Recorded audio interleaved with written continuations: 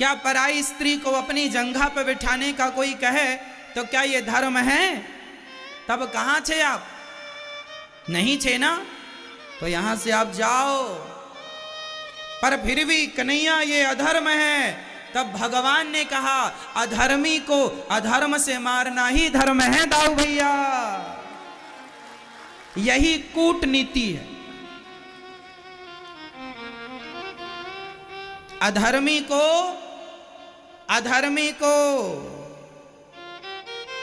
अधर्म से मार देना ही धर्म है। वहां आप धर्म की परिभाषा ना तलाशने लग जाना। हां, मैया को जगाओ। अधर्मी को अधर्म से मार देना धर्म है। कहां था तुम्हारा ज्ञान जब ये भरी सभा में द्रौपदी की साड़ी खिंचवा रहा था? क्या ये धर्म था?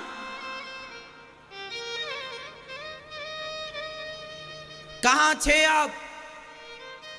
युद्ध का तो यह भी नियम था कि एक योद्धा से एक ही योद्धा युद्ध करेगा और उसके हाथ में अस्त्र शस्त्र ना हो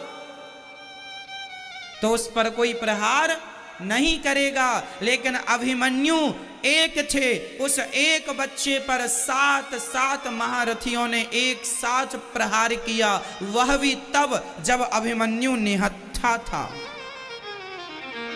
जब इन्होंने धर्म का कोई पाठ नहीं पढ़ा, जब इन्होंने धर्म का कोई आचरण नहीं किया, तो हमसे उम्मीद ना करना कि हम तुम्हारे लिए धर्म परोसेंगे।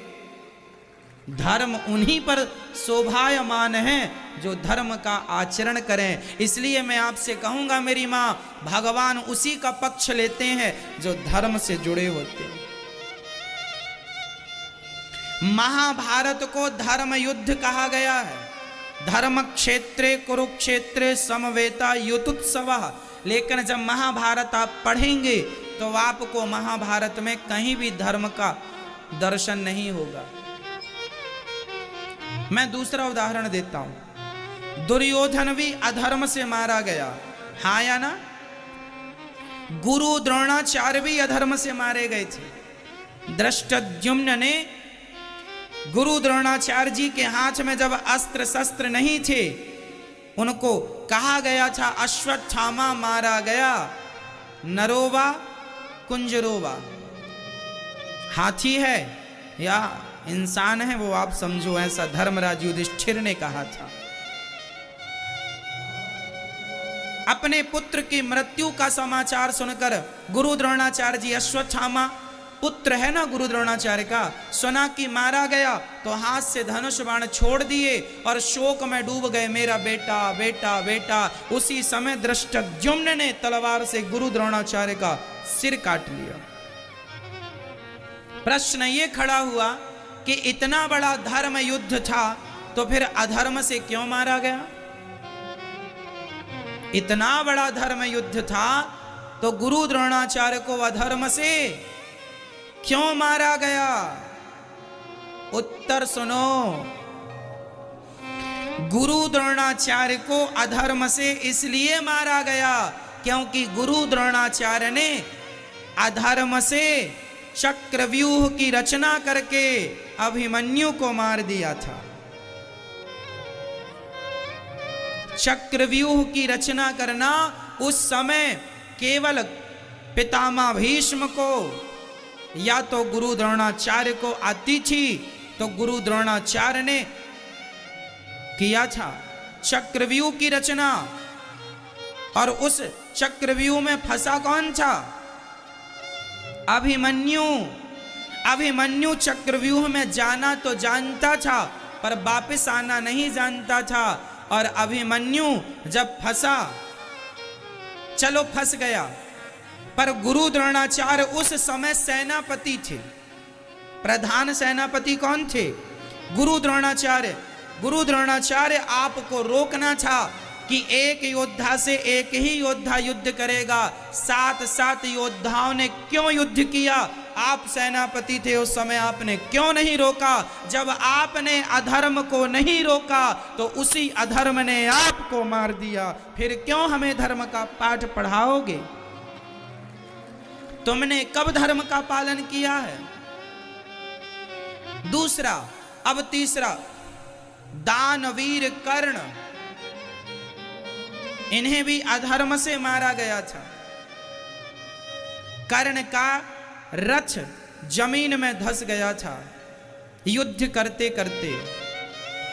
तो वो रथ को उठाने के लिए रथ से उतरे, पहिया उठा रहे थे, तभी भगवान ने कहा अर्जुन बाण चलाओ और इसे मार डालो कर्ण को। अर्जुन ने कहा कि वह रथ से नीचे है और हम उसे नहीं मार सकते, क्योंकि युद्ध का नियम है, जो योद्धा रथ से नीचे होगा उसे हम नहीं मारेंगे। भगवान ने कहा जो कह रहे हैं वो करो। धर्म का पाठ क्या इन्होंने पढ़ा? RI doesn't just match bodies or personalities, it matches souls.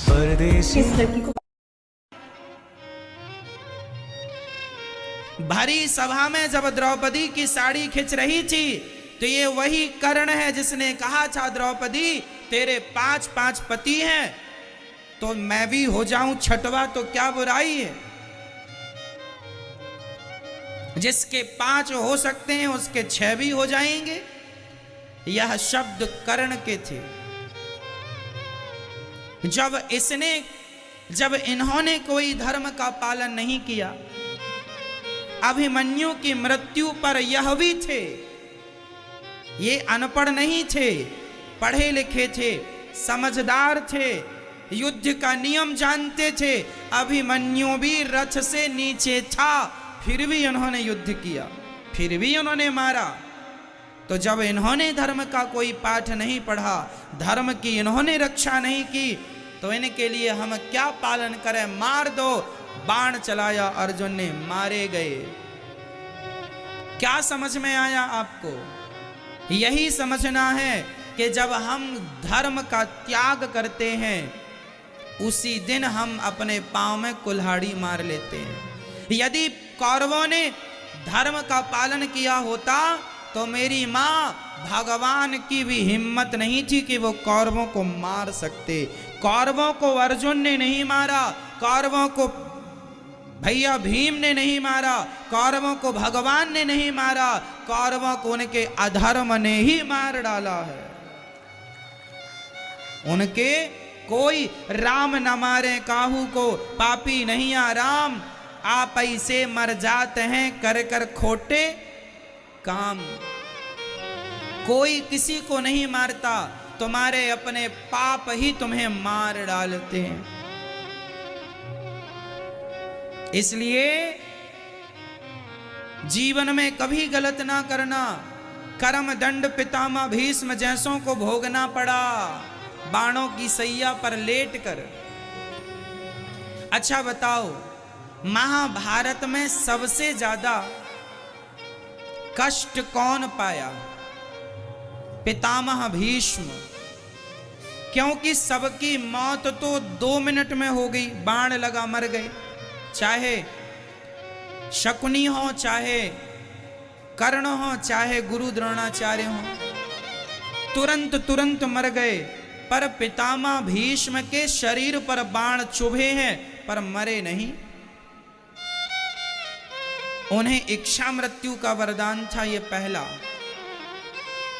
दूसरा, पितामह को सबसे ज्यादा तकलीफ इसलिए हुई क्योंकि पूरे महाभारत में सबसे सीनियर कोई था तो पितामह भीष्म थे।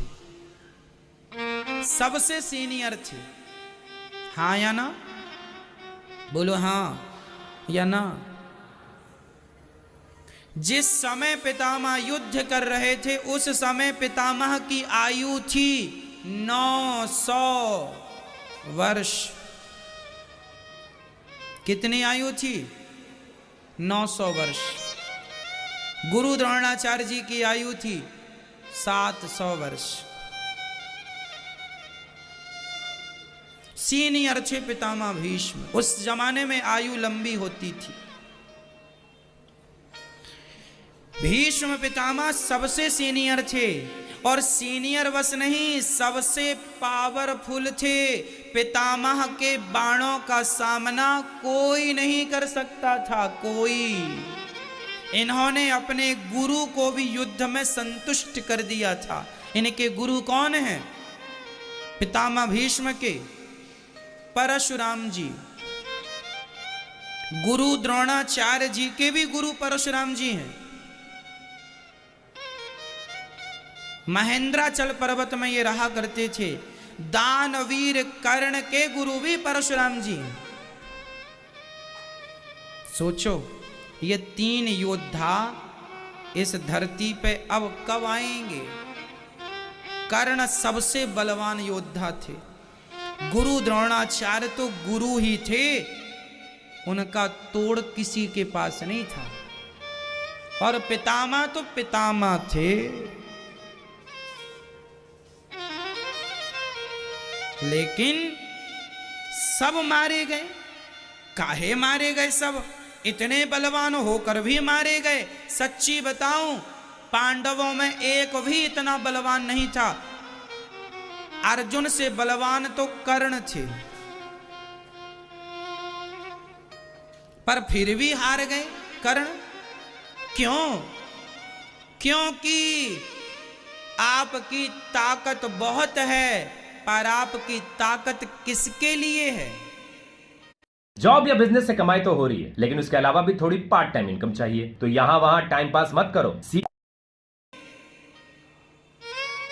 दुर्योधन जैसे दुष्टों की रक्षा के लिए है, जो भरी सभा में किसी नारी के कपड़े उतार रहे हैं। यदि ये युद्ध जीत जाते तो सोचो कि फिर कितनी नारियों के कपड़े उतारते। पितामह भीष्म जैसे लोग बलवान तो थे, पर खड़े किसके साथ थे? दुर्योधन जैसे दुष्टों के साथ। गुरु द्रोणाचार्य जैसे बलवान थे, खड़े किसके साथ थे? दुर्योधन जैसे लोगों के साथ, जो दूसरों की संपत्ति हड़प लेते हैं, जो जुआ खेलते हैं और उसमें भी घोटाला करते हैं, गलत ढंग से जुआ खेलते हैं, भरी सभा में नारियों का अपमान करते हैं। ऐसे दुर्योधनों का साथ गुरुजी दे रहे हैं। ऐसे दुर्योधन का साथ दानवीर कर्ण जैसे लोग दे रहे हैं। भगवान ने कह दिया, तुम कितने भी पावरफुल क्यों ना बन जाना, यदि तुम गलत व्यक्ति के सपोर्ट में खड़े हो तो वह गलत व्यक्ति तो मरेगा। सपोर्ट तुम कर रहे हो, तुम भी मरोगे। इसलिए तुम्हारी ताकत हो तो धर्म के लिए हो, अधर्मी को बचाने के लिए ना हो। माता गांधारी ने कहा था, दुर्योधन कल सारे कपड़े उतार के आ जाना, मैं तुझे अपनी आंखों से देखकर तुझे वज्र का बना दूंगी। और फिर सुदर्शन में भी इतनी ताकत नहीं है कि वो तेरे शरीर को काट सके। माता गांधारी ने भी पट्टी उतार दी। किसके लिए? दुष्ट दुर्योधन के लिए। माता गांधारी यदि आपने आंखों की पट्टी द्रौपदी की लाज बचाने के लिए उतारी होती तो आज ये दिन ही तुम्हें ना देखने पड़ते। पर विडंबना तो ये है कि सबके सब दुष्ट दुर्योधन को बचाने के चक्कर में थे। उस आदमी को क्यों बचा रहे हो जो आदमी सरासर अन्याय कर रहा है? तुम्हारी सारी शक्तियां व्यर्थ चली गई ना। इसलिए हाथ जोड़ के कहता हूं, इतिहास साक्षी है, गलत आदमी के साथ खड़े ना होना, गद्दारों के साथ खड़े ना हो जाना, नहीं तुम भी गद्दार कहलाए जाओगे। जिसके साथ दोस्ती करना देख लेना कि यह सही है या गलत है। गलत का साथ ना देना। मेरा मित्र है, दानवीर कर्ण कहते हैं कि ये मेरा मित्र है दुर्योधन, मैं इसका साथ दूंगा। अरे तुम्हारा मित्र गलत है तो गलत का साथ दोगे?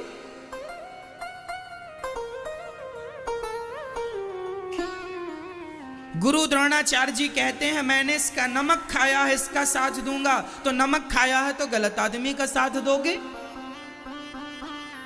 पितामह भीष्म कहते हैं, कि इस सिंहासन पर जो बैठेगा मैं उसकी रक्षा करूंगा, तो गलत आदमी बैठेगा तो उसकी रक्षा करोगे पितामह।